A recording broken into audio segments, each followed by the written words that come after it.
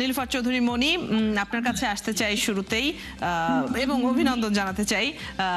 নিশ্চয়ই একটু বলবেন, আমি যেটি বলছিলাম যে ধরেই নেওয়া হচ্ছে কিছু চ্যালেঞ্জ নতুন করে যুক্ত হবে রাষ্ট্র পরিচালনার ক্ষেত্রে। কি কি চ্যালেঞ্জ আপনি দেখেন সামনের দিনগুলোতে?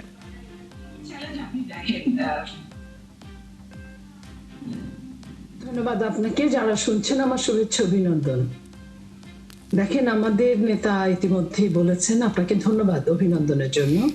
উনি ইতিমধ্যেই বলেছেন যে কি কি চ্যালেঞ্জ আছে। আমরা সেটার সাথে আমরা বলতে চাই যে আমাদের মেন যে চ্যালেঞ্জটা হবে সেটা হচ্ছে দুর্নীতিমুক্ত একটা দেশ গঠন করার জন্য। এটা সবচেয়ে বড় চ্যালেঞ্জ। পাশাপাশি বড় চ্যালেঞ্জ হলো অর্থনৈতিক যে সমস্যা চলছে বাংলাদেশে। অনেকদিন একটা গণতান্ত্রিক সরকার ছিল না, যে সরকার ছিল সে লুটপাট করেছে, বিদেশের টাকা রপ্তানি করেছে। সেইখানে সেই জায়গা থেকে বাংলাদেশের এত রেমিটেন্স থাকা সত্ত্বেও, এত গার্মেন্টস এর রেমিটেন্স থাকা সত্ত্বেও আমরা কিন্তু কপর্দহীনের মতো অবস্থায় আছি। আমাদের কাছে বিদেশির অনেক ভাবে আমরা বিদেশিদের কাছে ঋণগ্রস্ত, সেটার কিস্তি আছে, সবকিছু আছে। এটা একটা বড় সমস্যা। আরেকটা বড় সমস্যা আমাদের প্রশাসনিক সমস্যা, যে প্রশাসনে একটা ফ্যাসিস্ট তার নিজের মতো করে গুছিয়ে গেছেন।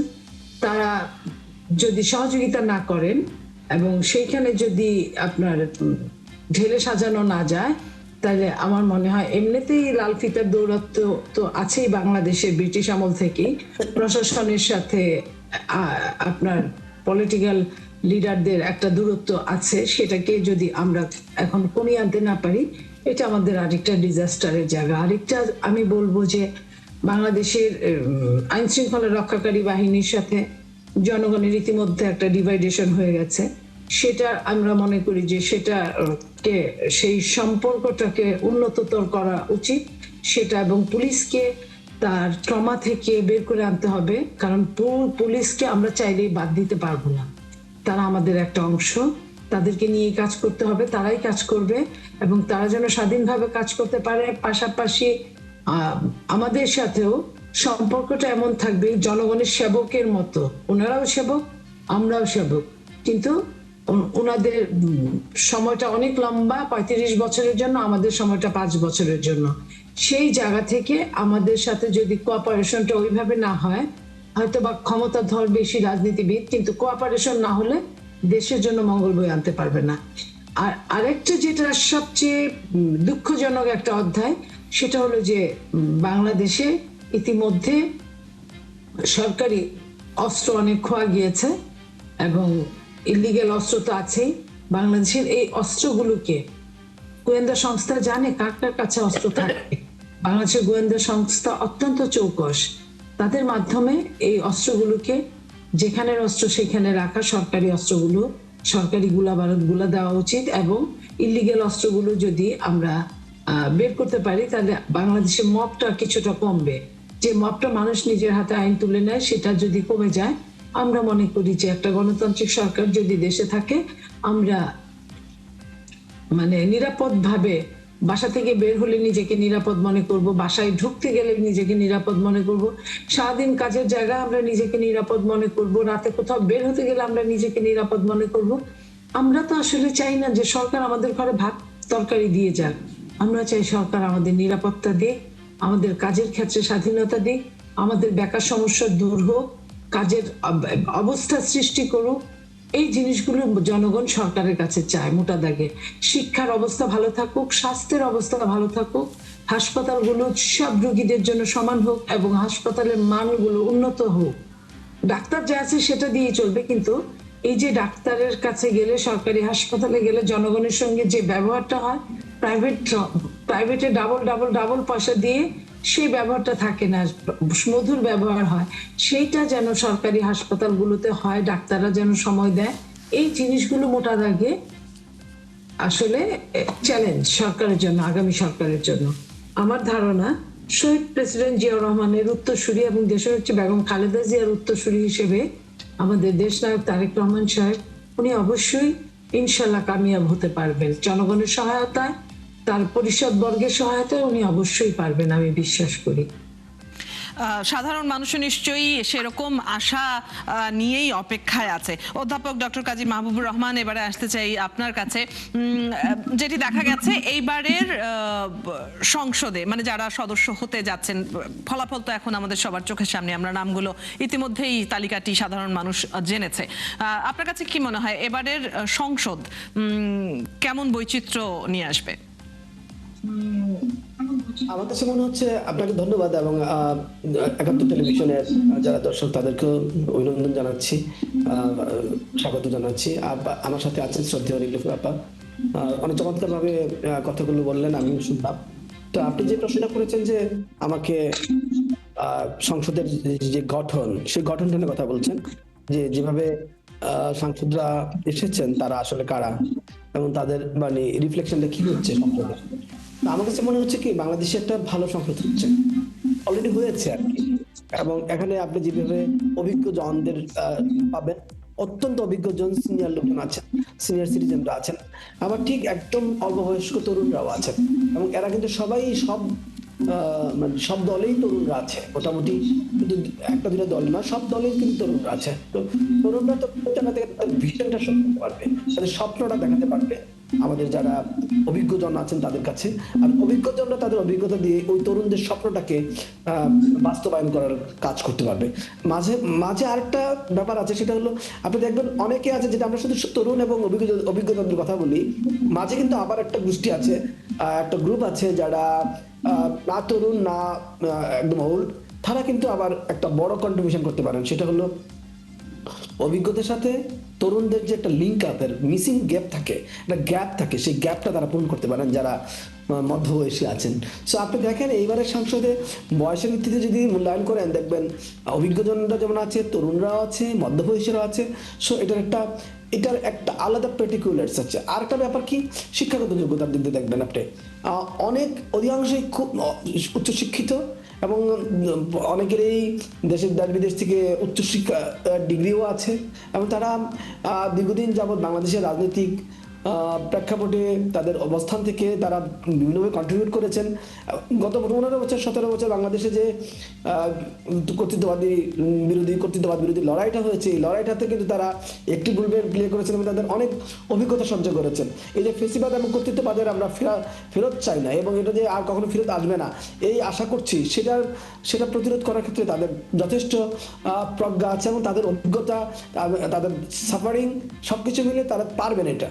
এবং সবচেয়ে বড় ব্যাপার হলো যে নীলুফার আপা যেটা বললেন, যে জনাব তারেক রহমান যিনি এই সংসদের প্রধানমন্ত্রী, সংসদ নেতা হচ্ছেন এবং প্রধানমন্ত্রী হচ্ছেন, ওনারও কিন্তু এক ধরনের ভোগান্তির অভিজ্ঞতা আছে, সাফারিং এর অভিজ্ঞতা আছে।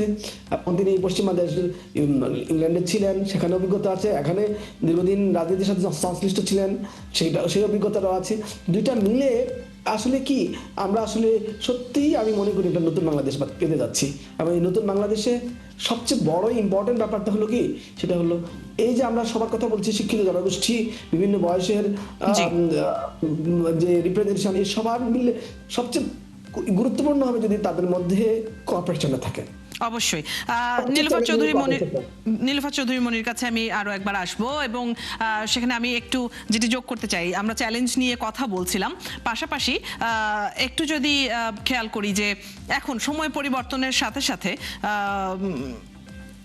এই যে জেনজি যারা বিপ্লব সংগঠিত করেছে এবং বিপ্লবকে সফল করেছে, সেই গ্রুপটা আছে, এবং সোশ্যাল মিডিয়ার একটা বড় আমরা প্রভাব দেখি এখন আমাদের জনজীবনে। এরা কি একটা প্রেশার গ্রুপ হিসেবে থাকবে কিনা? আমরা সবসময় বলি যে গণতন্ত্রে শক্তিশালী একটা বিরোধী দল থাকা প্রয়োজন, সমালোচনা করতে পারবে সেরকম সুশীল সমাজ থাকা প্রয়োজন। এর পাশাপাশি এই জেনজি কিংবা সোশ্যাল মিডিয়া একটা আলাদা প্রেশার গ্রুপ হিসেবে থাকবে বলে কি মনে করেন? আলাদা প্রেশার গ্রুপ হিসেবে